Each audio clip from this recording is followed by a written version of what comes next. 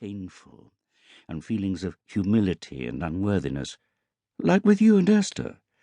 That's completely different, he said, raising a horizontal digit. That's just fatherly.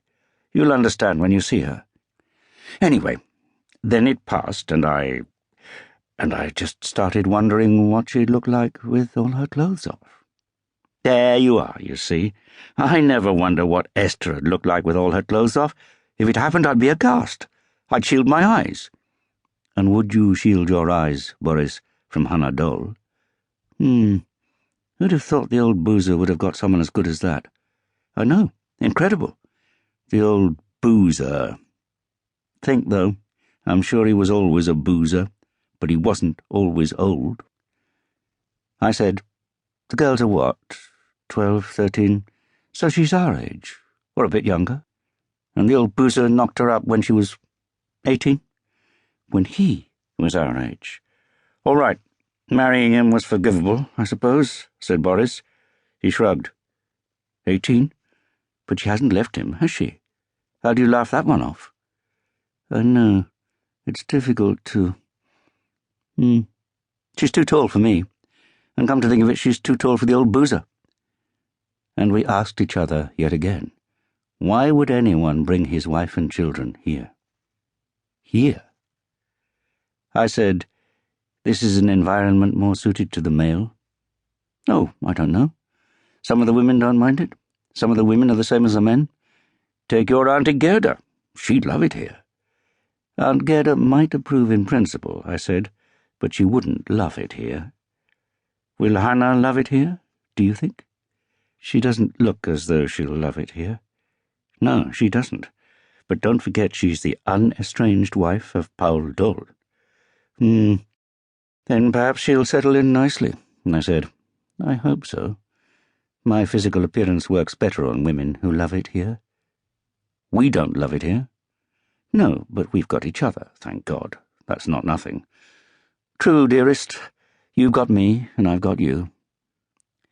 Boris, my permanent familiar, emphatic, intrepid, handsome, like a little Caesar. Kindergarten, childhood, adolescence, and then later on our cycling holidays in France and England and Scotland and Ireland, our 3-month trek from Munich to Reggio, and then on to Sicily.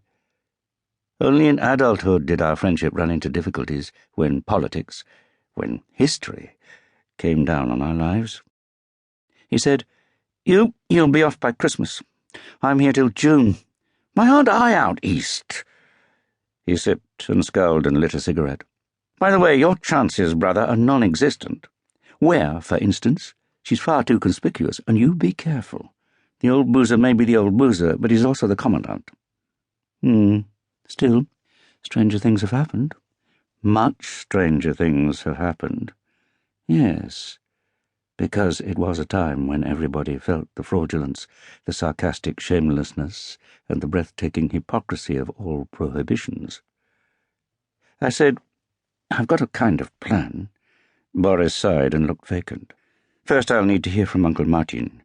Then I'll make my opening move. Pawn to Queen 4. After a while, Boris said, I think that pawn's for it. Probably, but there's no harm in having a good look. Boris Else took his leave. He was expected on the ramp. A month of staggered ramp duty was his punishment within a punishment for yet another fistfight. The ramp, the detrainment, the selection, then the drive through the birchwood to the little brown bower in Katzet 2. The most eerie bit's the selection, said Boris. You ought to come along one day for the experience. I ate lunch alone in the officers' mess, half a chicken, peaches and custard, no wine, and went on to my office at the Bundeswehr. There was a 2-hour meeting with Bürkel and Zedig, mostly concerning itself with the slow progress of the carbide production halls, but it also became clear that I was losing my battle about the relocation of our labour force. At dusk, I betook myself to the cubicle of Ilse Gräser, back in Katzet 1. Ilse Gräser loved it here. I knocked on the gently swinging tin door and entered. Like the teenager she still was, 20 next month, Ilse sat hunched and cross-ankled halfway down the cot, reading an illustrated magazine.